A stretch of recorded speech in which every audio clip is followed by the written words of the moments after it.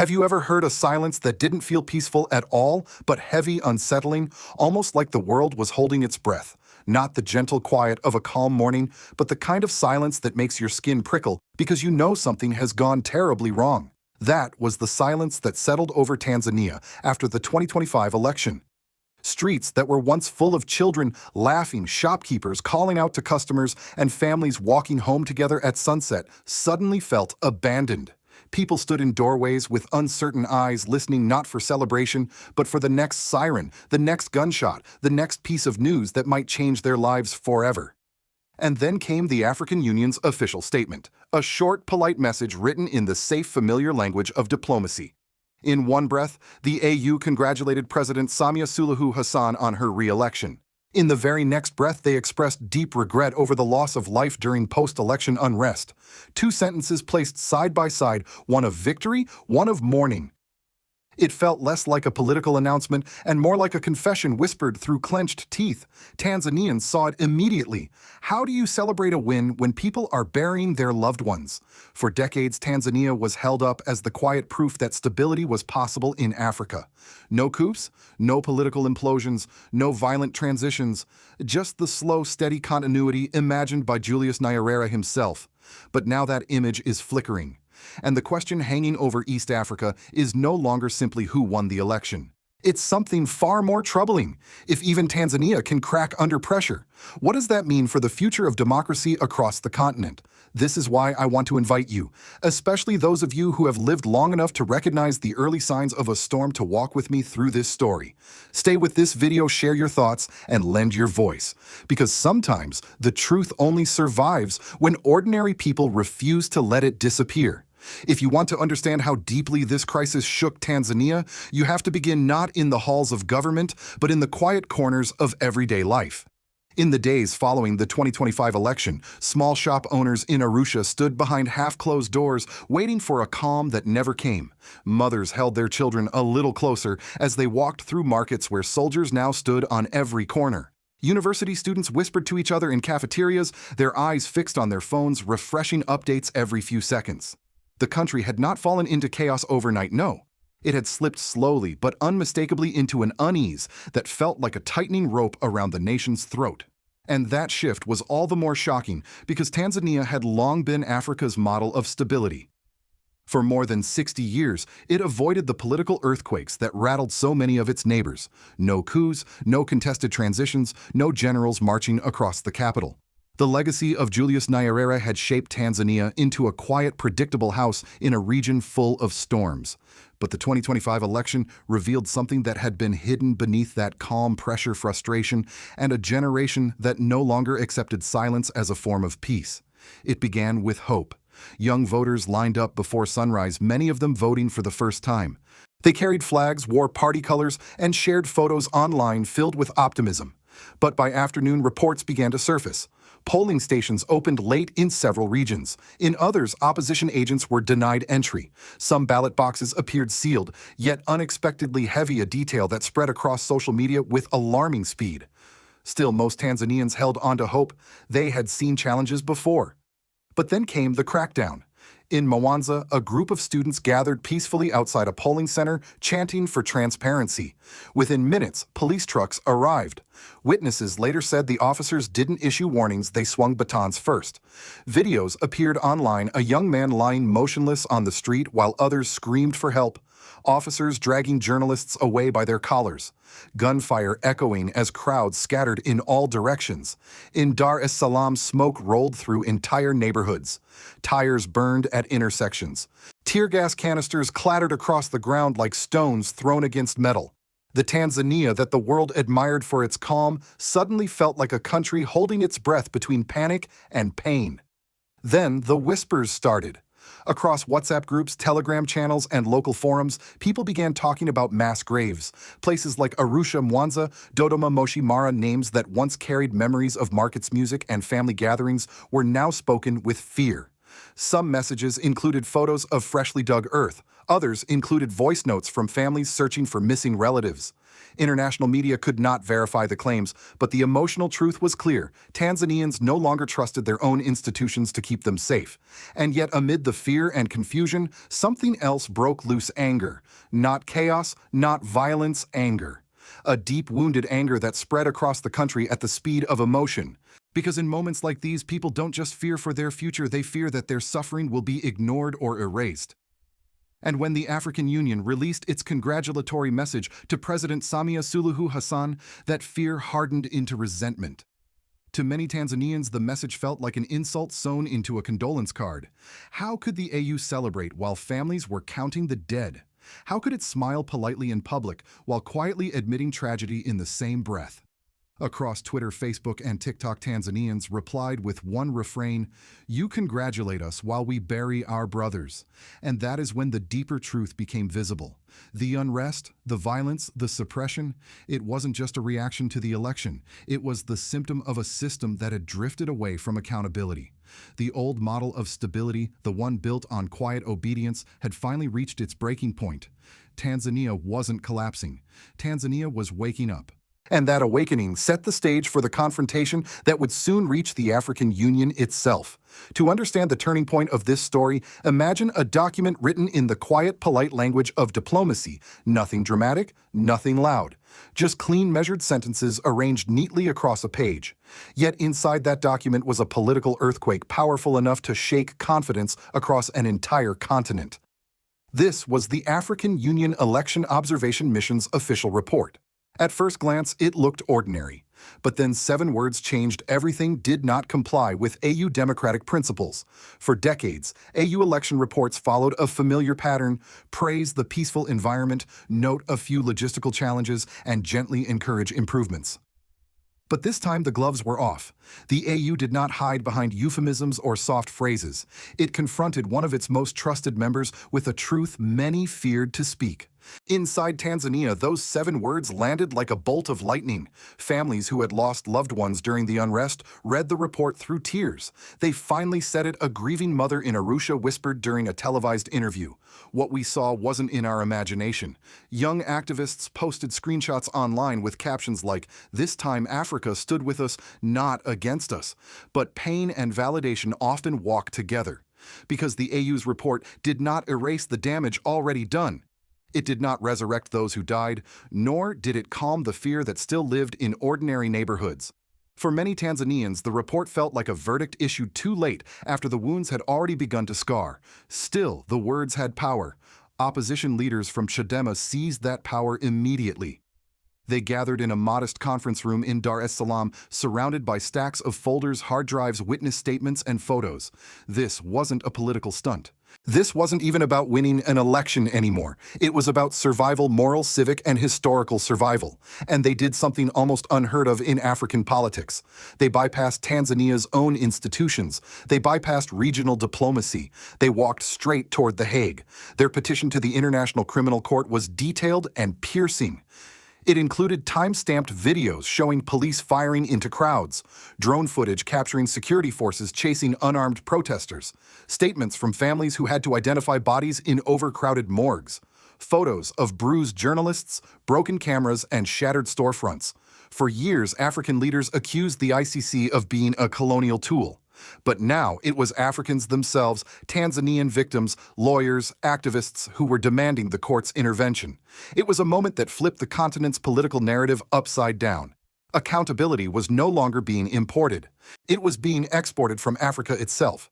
The reaction from Tanzania's government was swift and defensive. Officials called the petition foreign interference.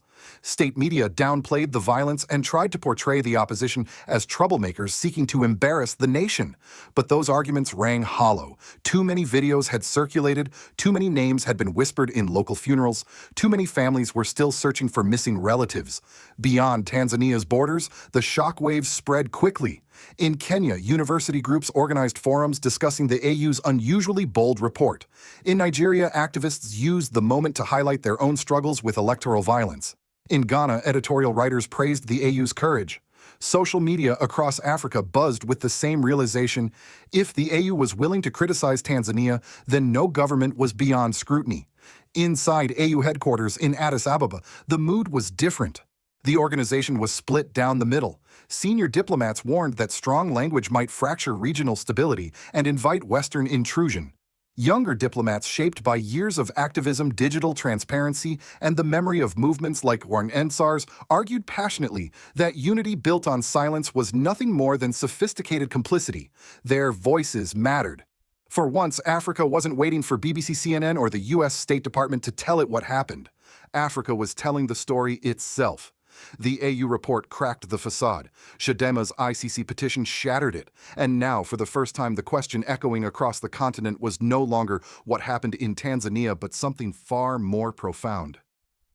What will Africa do with the truth it can no longer hide? In the weeks after the election, Tanzania's political crisis stopped being a headline. It became a daily reality for millions of people. And like most national traumas, its first victims were not politicians or ministers.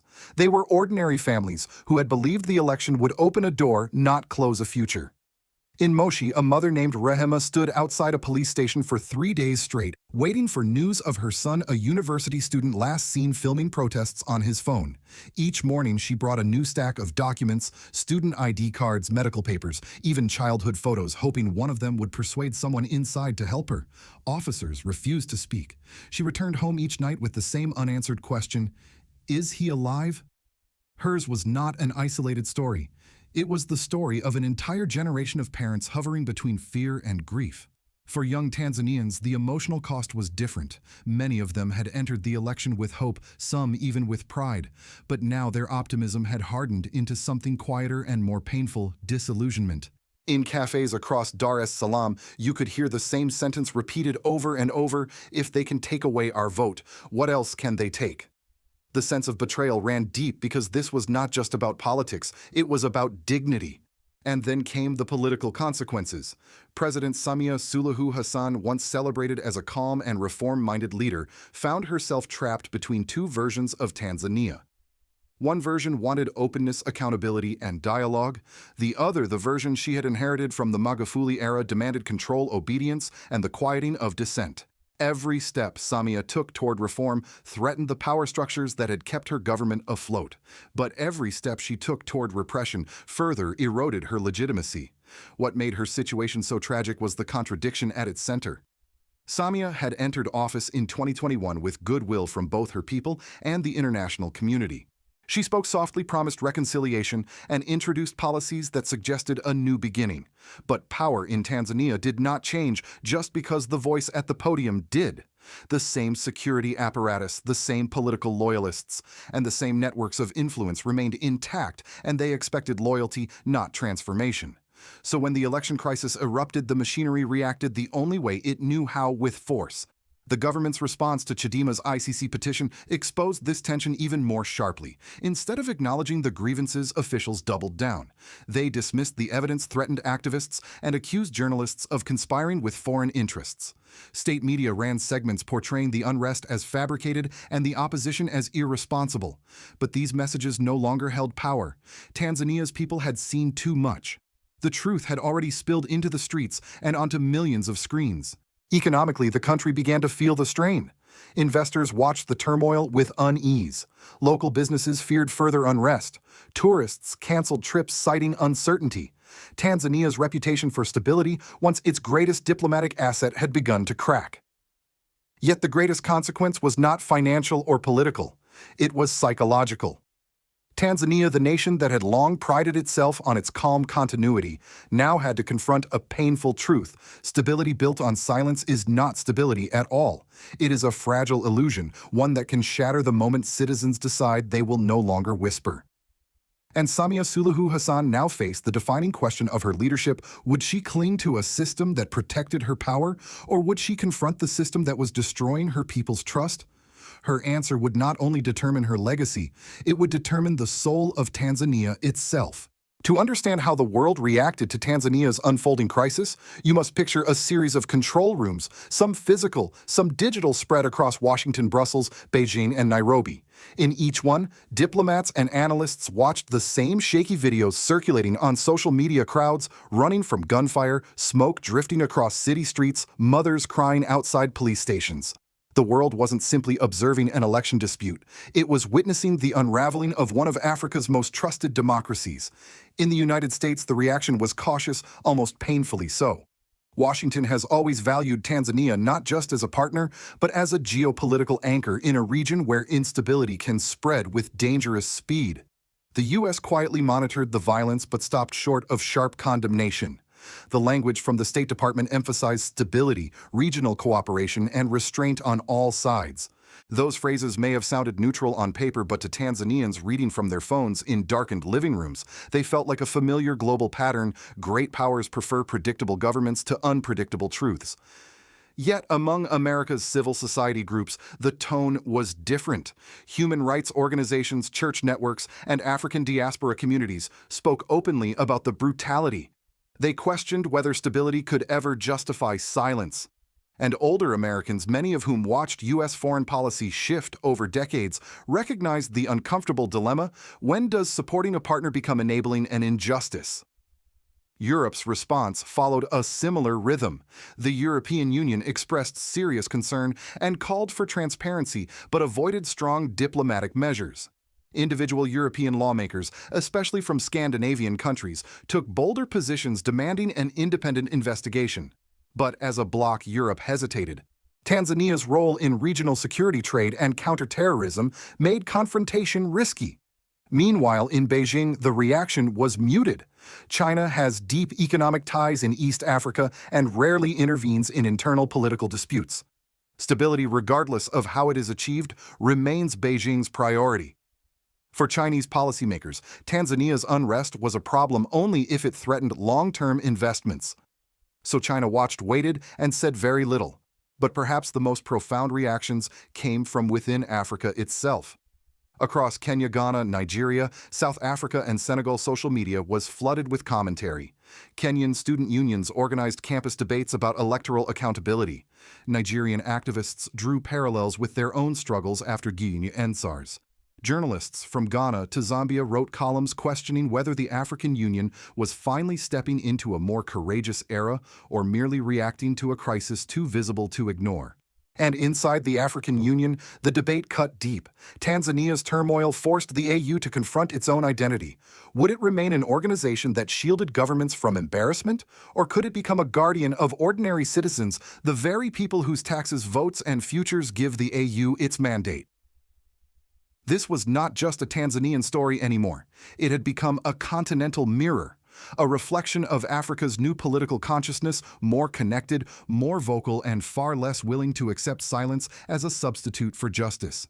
And as the world watched, one truth became impossible to deny: what happened in Tanzania would shape how the world understood African democracy for years to come. When a nation goes through a crisis like Tanzania's, there comes a moment when the noise fades and only the questions remain. That moment is now. The tear gas has cleared from the streets of Dar es Salaam. The crowds have gone home, the cameras have stopped recording, and yet the silence left behind is heavier than the chaos that came before it. Because silence after tragedy is not peace. It is the sound of a country trying to understand what it has become. And this is where the most uncomfortable truth emerges. Tanzania's unrest is not an isolated storm. It is a warning carried on the wind, a reminder to every African nation that democracy cannot survive on reputation alone. It must be protected, questioned, and renewed by people courageous enough to confront what others prefer to ignore. For older Americans watching this story unfold, it may feel familiar.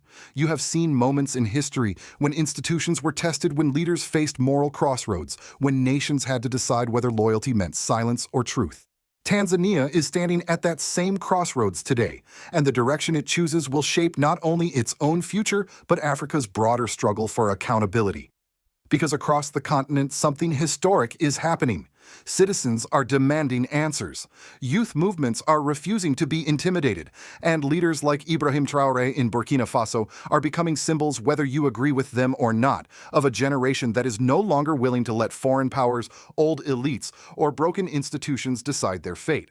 It is no coincidence that so many Africa news outlets and discussions now tie Tanzania's crisis to a wider awakening. The continent is rewriting its narrative in real time.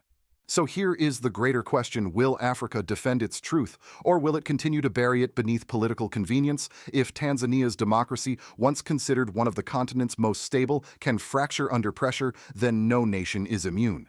And that should concern all of us, because when a continent of 1.4 billion people redefines its relationship with power, the world will feel the impact. But this story is not finished. Not for Tanzania, not for Africa, and not for anyone who cares about justice, dignity, and the fragile promise of democracy. The next chapter will be written not in government offices, but in conversations between families, activists, elders, students, and yes, viewers like you who refuse to look away. So I want to ask you directly, do you believe the African Union should call out injustice even when it happens inside its strongest democracies? And more importantly, when leaders silence their people, should the world still call that sovereignty? Or should we call it what it truly is? Share your thoughts in the comments. Your voice matters more than you think. And if you believe that truth should never bow to power and that Africa's stories deserve to be told honestly, subscribe, stay with us, and help carry this conversation forward.